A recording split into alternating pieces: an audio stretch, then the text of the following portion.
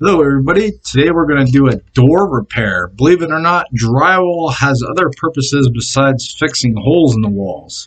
You can fix doors, wood door like this, it's on a flat surface, it's a smooth door. Some doors have wood grain or designs on it, so this patch method here will leave a smooth patch on the door.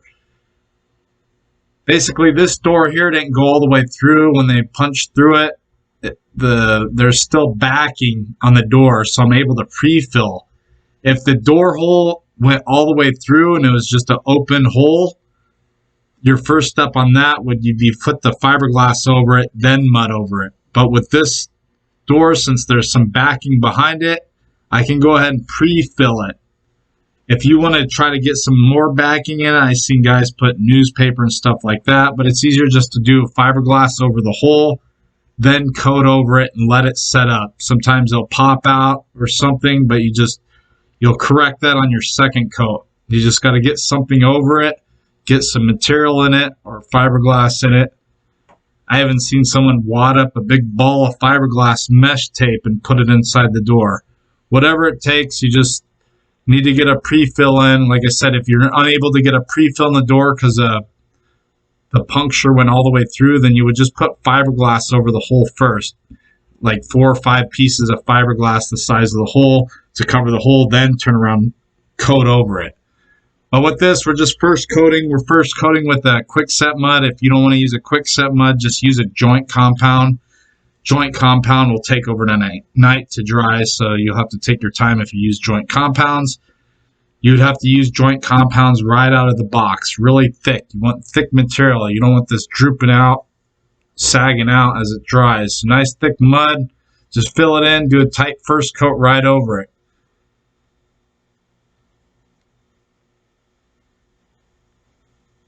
Nothing fancy, you're just doing a first coat, just trying to fill it in. You got to let the first coat set up.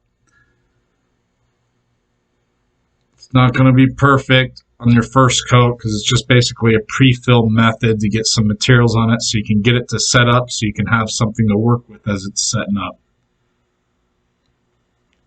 Once you get it first coated, clean up your tools, everything like that. Always clean up your tools after your coat process. You don't want mud drying in your tools. This is a standard practice for tapers.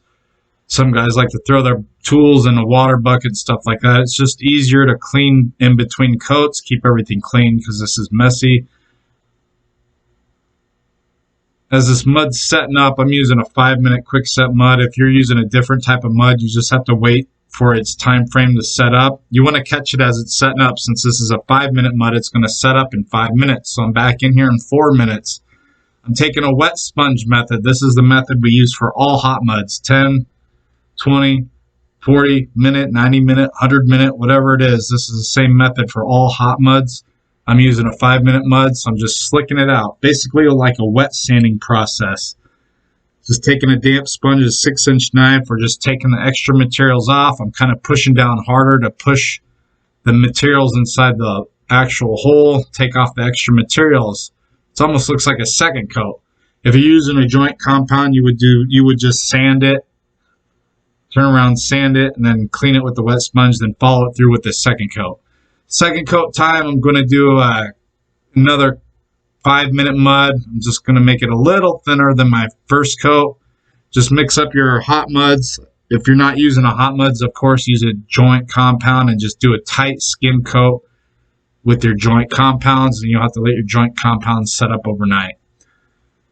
This 5-minute mud, I just mix enough that I need. Mix in pan by pan. There's a lot of different methods of mixing hot mud, but mixing it pan by pan is easiest for 5-minute muds, so you don't make more than you're going to waste.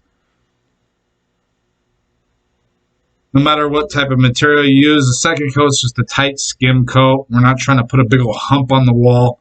We're just going to skim coat, tight skim coat past our first coat. Some guys like to go the opposite direction of the first coat. That's fine. Just filling it in, going past.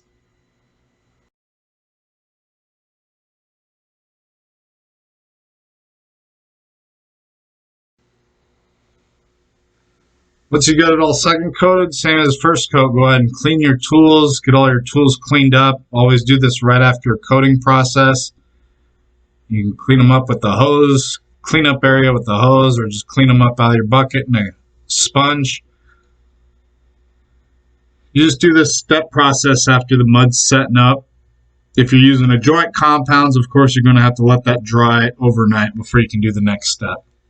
Get your tools ready, get everything ready. I like to follow this smooth patch with a third coat. Always do a third coat on your smooth patches. 2 coats are nice. The third skim coat with a joint compound, that's to make it look perfect.